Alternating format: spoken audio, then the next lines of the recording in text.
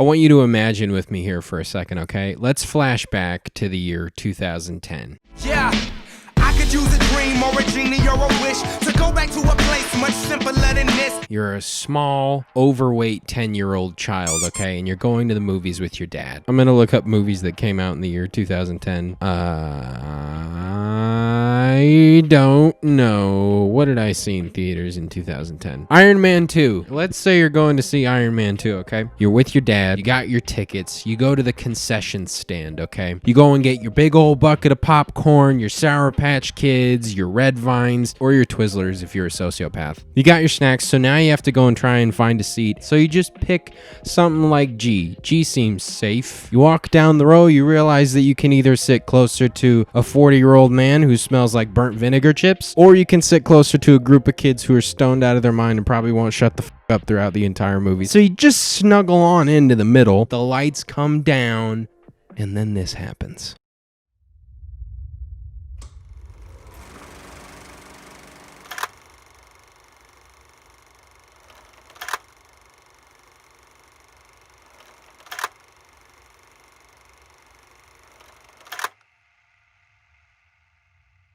A sweet, sweet, little tiny song starts to play.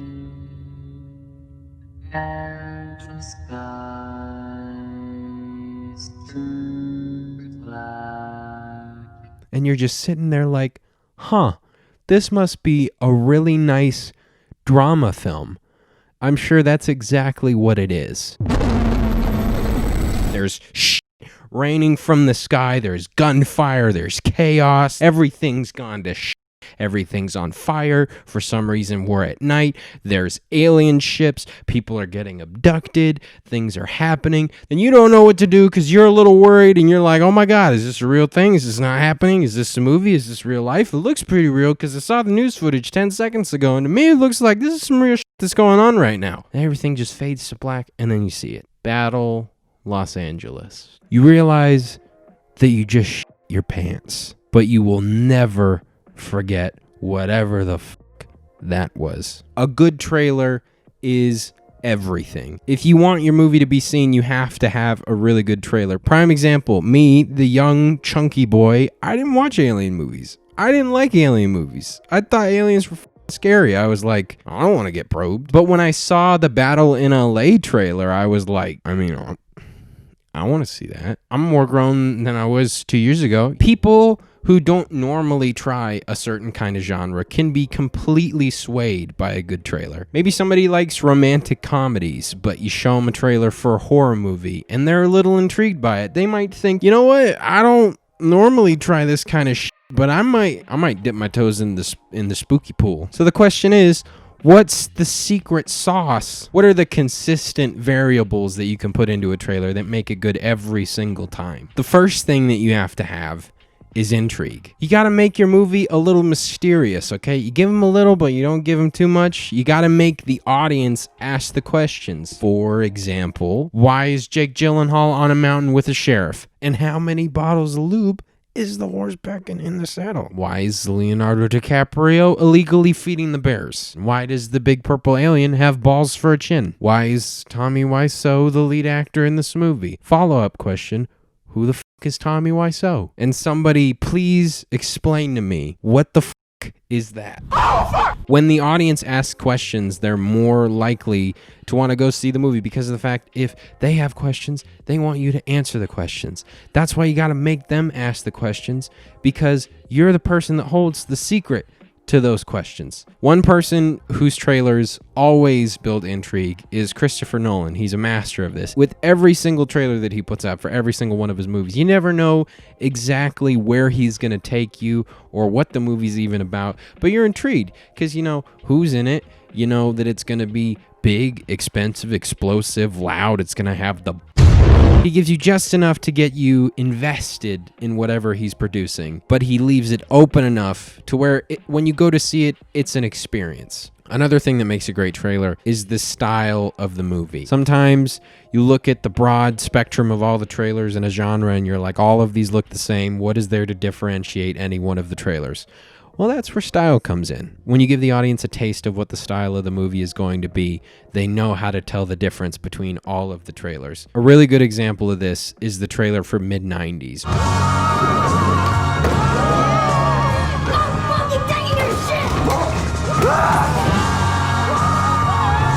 Yo, Stevie fucking insane.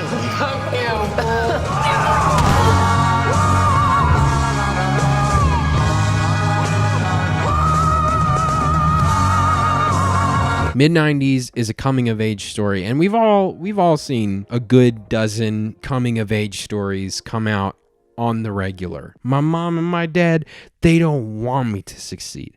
They want me to just eat my peanut butter toast and go to school. But I'm not going to do that because I got a dream and I want to play the fucking violin, Dad. With the Mid-90s trailer, it shows you a different style, okay? It's a little bit older. It has a VHS quality to it. It's like a handheld kind of vibe. It's very close and personal. People saw that and they were like, hey, that looks different. That's more different than most of the movies that I've seen. Also, it's written and directed by who?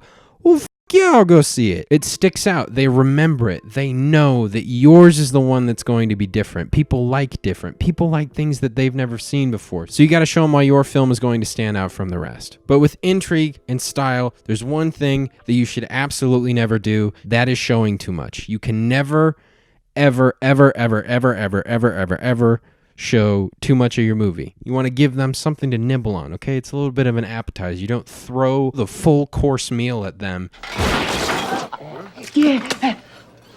and say, hey, I hope you like that. I got more. The worst offender of this is Terminator Genisys. When the Terminator Genisys trailer came out, they just dropped dropped this in the middle of it. John. Hi, Mom. How can you be here? What are you doing? John!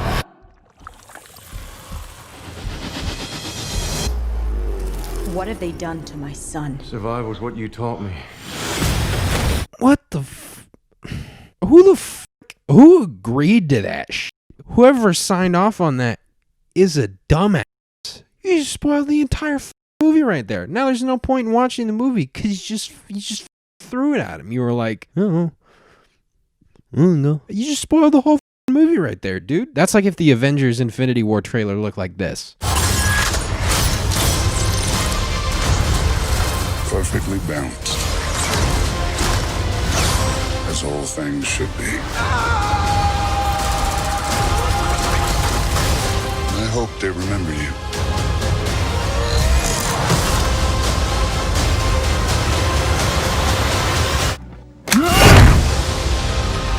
Everyone would be pissed. Now there's no reason to go see the movie. There's no stakes. There's no nothing. If you already know what's going to happen, you know that one of the good guys is actually the bad guy, and now the good guys are going to win. Who cares then? You already know what's going to happen. There's no reason to see the movie because you've already seen it before. Now you're not intrigued. You just got to you just completely killed the momentum of everything. Momentum drives interest. It keeps them invested. When you have really good momentum and they watch the whole trailer, sometimes they may even watch it again. Some people like watching trailers over again. I do that myself. I like to watch a trailer more than once because I like to get the feel of it.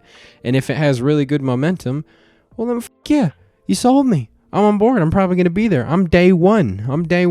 Whenever your movie comes out, yeah, I'm going to be there because I want to see it. So if you can combine all of these ingredients to make your little trailer soup, okay, or your souffle, whatever you want to call it, you'll be golden. These are all traits of really good trailers, and when you combine all of these ingredients together,